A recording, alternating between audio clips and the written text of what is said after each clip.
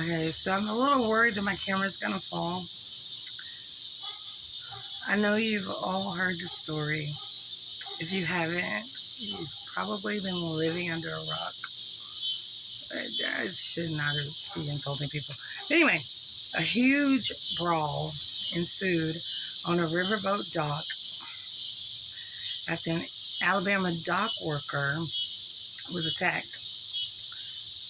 Some news outlets seem to believe that the brawl was racially motivated. There's currently an investigation to assure exactly what transpired. Uh, Multiple viral videos of the incident seem to show that the incident began as an argument between a family and an employee of the docks. The confrontation soon became physical. People that were there during the incident say it started after an employee, who turns out to be the co-captain, asked the family of a pontoon boat to move it from a space needed to dock the Harriet II, which was like a cruise ship that needed to dock in that spot.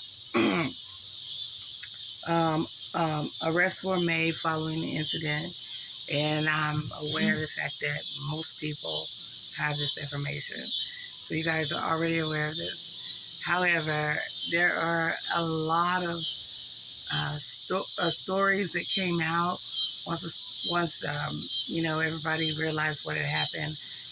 And the fact of the matter is that the stories that are coming out of this are so amazing and so, I don't know, beautiful, empowering. And, they got a lot of people, black, white, pink with purple spots. People are coming out in droves to say that they respect the people that were on those docks. And don't get me wrong, I'm not trying to put my little 2 cents in it, because, the facts are facts. And so one of the stories that came out is that the guy was a security guard. He was not a security guard. He was the co-captain of the Harriet. And if you don't know, I'm supposed to tell you, the Harriet II is named after Harriet Tubman, who was obviously iconic, an iconic person in American history. I'm not going to say black history because it's American history. And if you don't know who she is, go look her up and look what she did, how many slaves she freed, and et cetera, et cetera. I am not trying to turn this thing into a black or white situation, because all the stories are not out. The jury's still out on what actually occurred. I know for a fact that they had attempted to bring charges of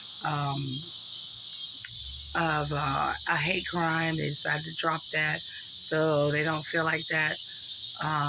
I'm going to now do a disclaimer.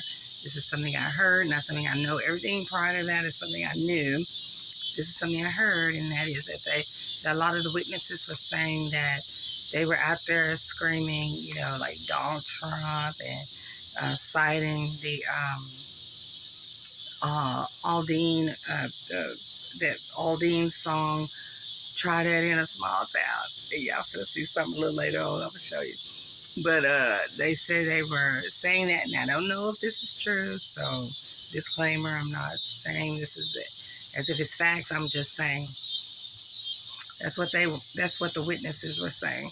That they were saying Trump, citing the Aldine song, and flipping in the bird and calling them all kinds of names. The captain says he doesn't feel like it's black or white, but after I listened to him again, I kind of feel like he was saying that the black people were not racist. Maybe the white people were, because they actually had problems with this same group of white people prior